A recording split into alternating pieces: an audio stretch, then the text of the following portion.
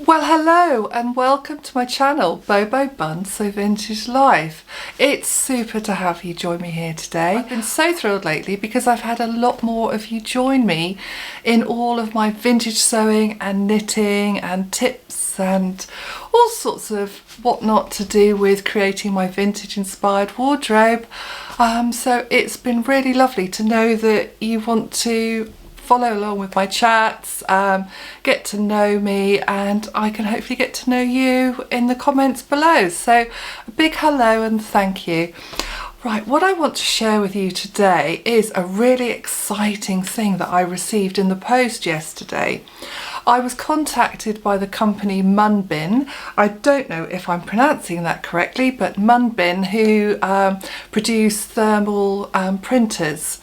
And they're like transportable ones that you can use wherever, and I've seen them advertised for printing out stickers, which is really useful and something when I used to sell my handmade goods would have been great.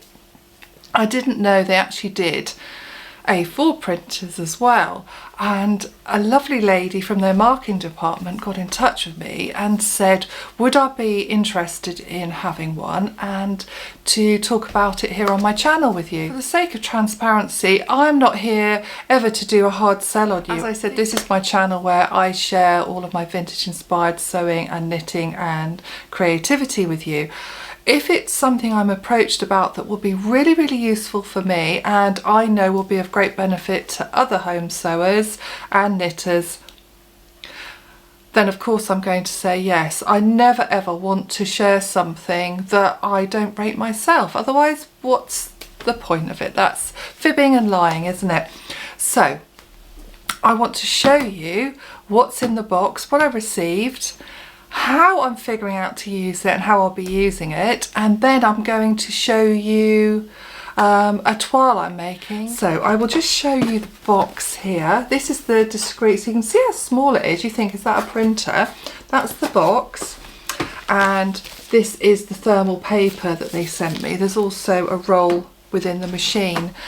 Ironically, these were sent to a house quite a few doors down from us.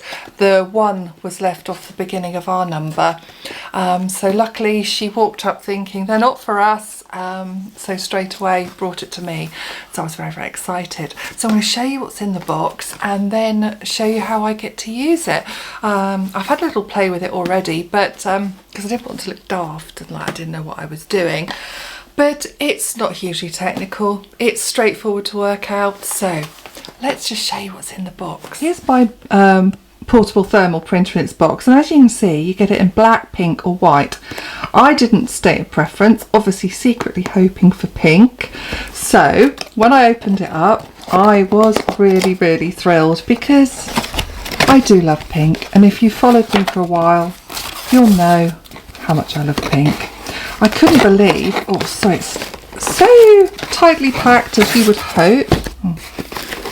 So getting it out of the box, I couldn't believe how tiny it is and how lightweight. That's where the paper comes out with the ripper, and that's the on off button. Let's just hold that down to put that on, and it will tell you what the lights mean. I had to charge this up. It was charged enough, but I wanted to make sure it's charged enough, and all I had to do was use my phone charger. I actually used my MacBook charger to charge it up, and at either end it's got these little pulls that you push and it opens up this reel of paper. Now that was all stuck down. I was having a play with it earlier this morning, so that's why that comes through. And thermal paper is quite fine, and it's got this different feel to the top, so I was using the thermal paper, but I've also got this paper that was sent to me and it comes all folded up, so I'm going to try using that when I print my PDF just to see what it's like. I will show you the rolls that I already printed. I printed here are the rolls of what I printed this morning. I printed out the wearing history. I just wanted to see the print quality. So you can see obviously because it's on a roll, it rolls up. So I would have to put this under a book to weigh down. But I love the weight. It's obviously not as thick as using A4 paper, which I normally print all my PDFs on, but it's thicker than tissue, which rips. So I'm really thrilled about that. You're going to get me moving around, sitting in different places, because I'm now where I was with the printer at the table. I can't believe just how portable and wonderful this is. The current printer is a wireless printer, but it's huge. It's under the bed, and to print it in my sewing patterns I have to keep going up and down the stairs sorting that out. To have something I can just have on my sewing table or the dining table beside me, I can even take it to my sewing classes if people need to print off a PDF there because they've lost some pieces or they've just bought one. I mean, it's just amazing. I know my students will love using it if I'm kind enough to share it, and I'm going to get a lot of use out of it. The pattern I'm going to print out, and which is the next sewing project. I've got so many projects on the go, as you will be aware if you've subscribed to my channel for a while, but I'm going to be working on the Hawthorn blouse from Wearing History. And if you look closely, I love a revers collar. It's a top stitched bottom panel with these buttons here, and it doesn't have a side zip, it's a pull over the head one. I'm going to see how that works for me.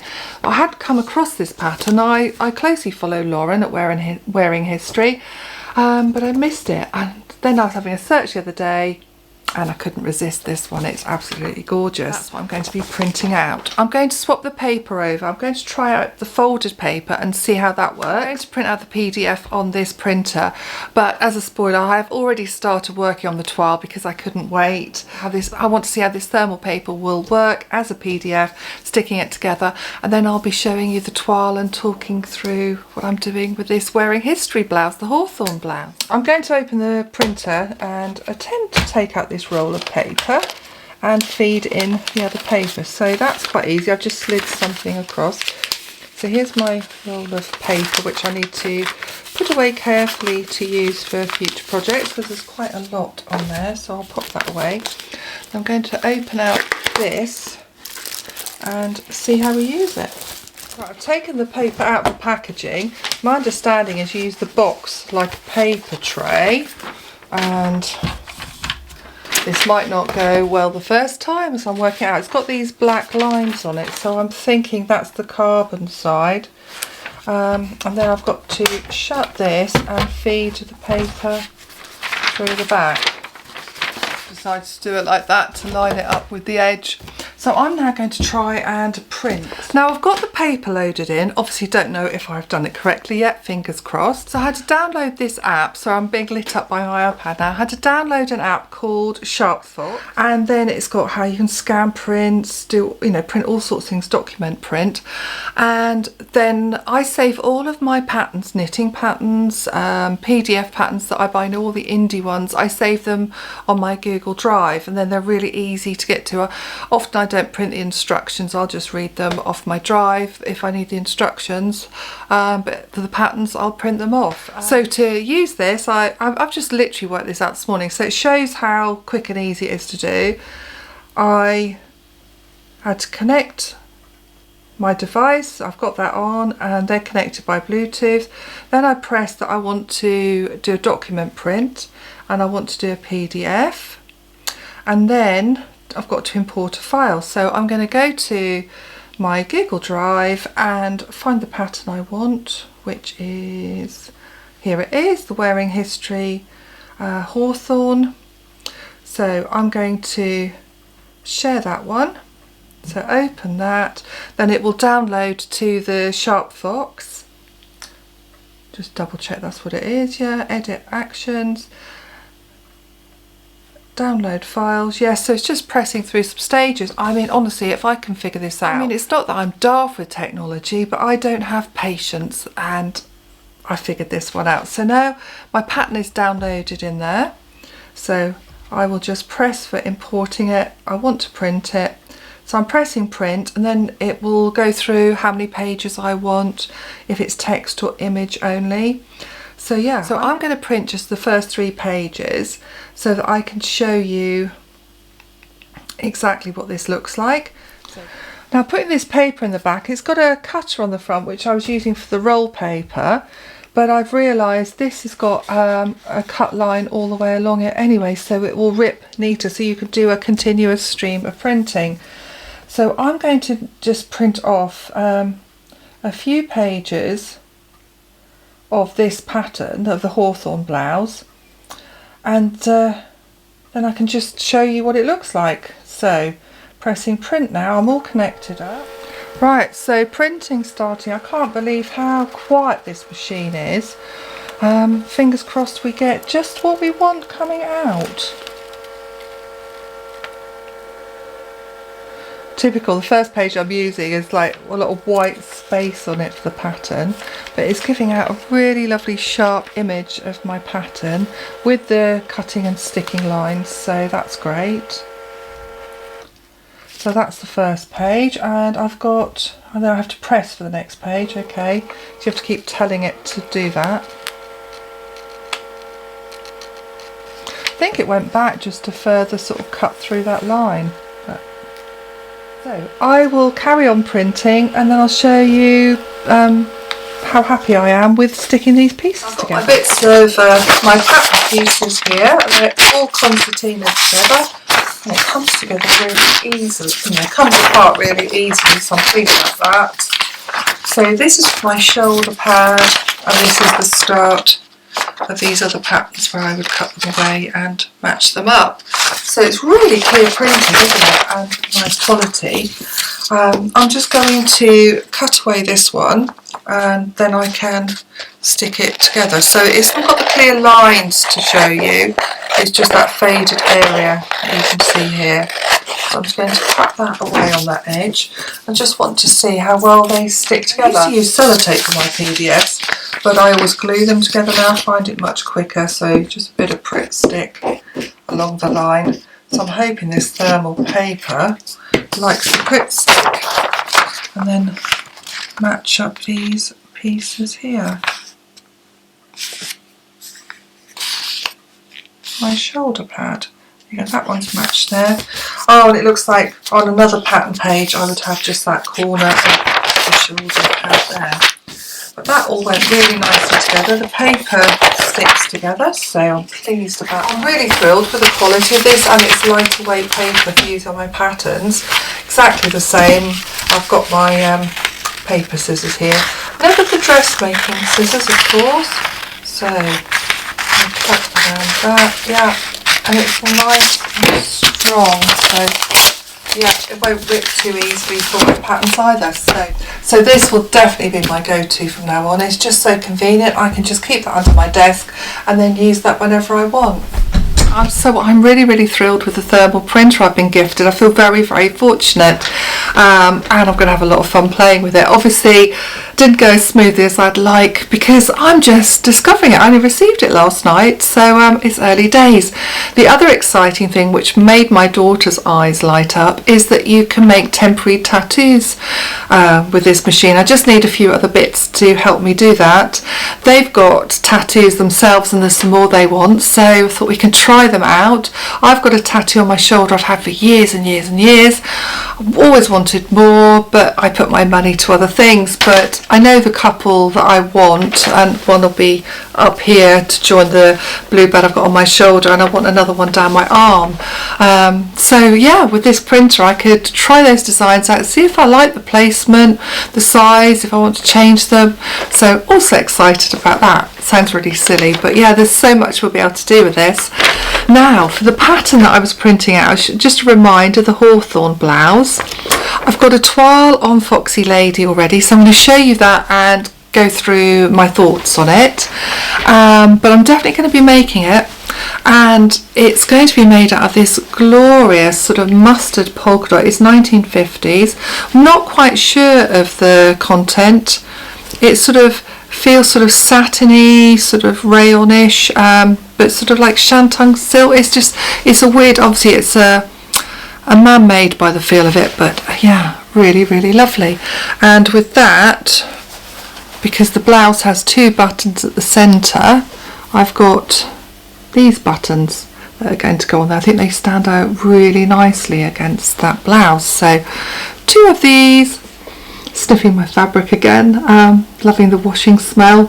So yeah, that's what is going to be made in, and once I've made it, I will be sharing it with you. I'll do a roundup of recent makes, but I've got some other things planned for you in the future as well.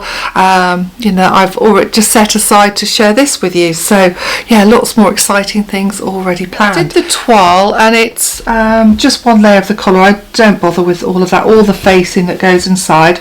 I'm doing the toile just because I want to check how well this fits me, if I need to do any fit adjustments, because I used a 36 for using my high bust measurement, going down into, I think it was the 20 for the waist and the hips, so going up 2 sizes. So I graded the pattern out.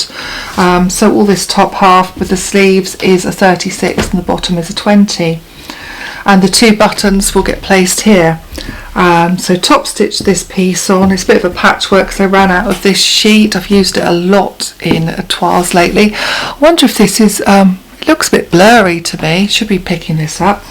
I haven't sewn the sides, so it's like a tabard. It's got darts front and back. The back is all in one. Now this is meant to be a pull over your head version. This fits me really nicely, and I prefer a closer fit, and this is meant to be obviously a looser, more blousey 1950s blouse.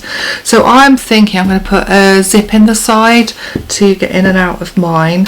That's the decision I've reached, but I do know I really love it. I've popped it on. Should I pop it on now just to show you what I think of it so far? I've had to pop this toile on a few days later because I was editing the film and I realised that the clip before is blurry and this one was blurry, but I've left the other clip in because it kind of makes sense, but I want to show you the crispness of this toile, and that was no good, was it?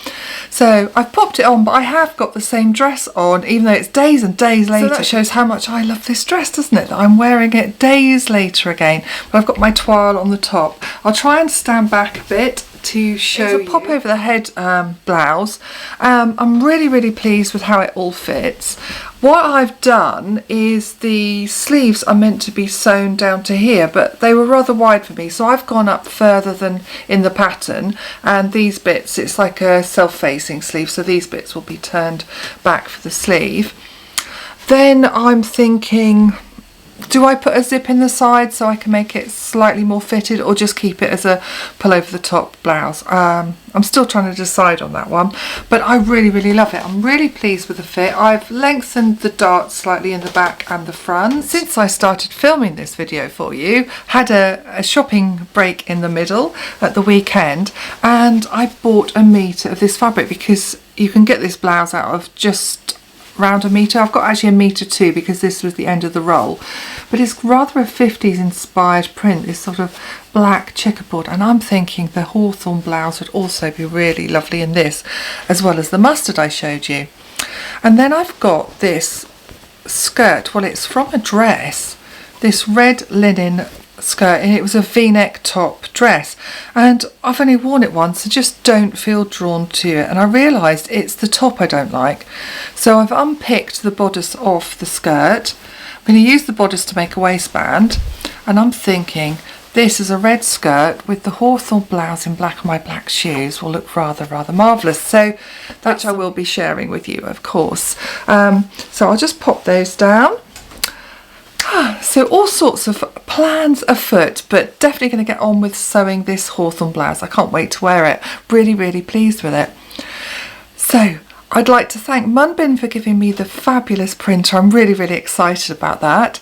In the description box below, I will be including for UK and US customers, there'll be a 5% discount code if you click through and want to buy one yourself. I know I was gifted a free printer, but I'm under no obligation to tell you that you've got to buy one. I just tried it out and I think it's marvellous. So I'm really pleased. I feel very lucky to have been given one to assist my sewing and making us some temporary tattoos as well. So it's like a bit of kiddie craft going on. So thank you so much for joining me today. If you don't already, then please subscribe. leave me some comments below on your own. I'll also put a link to this wearing history pattern in the description box below if you're tempted to make your own as well. Lauren's patterns are marvellous, and obviously there's so much over there to tempt you if you are a vintage inspired sewist as I am. So until I see you again very, very soon, thank you for joining me today, and all that remains is to say goodbye to you. See you again very, very soon.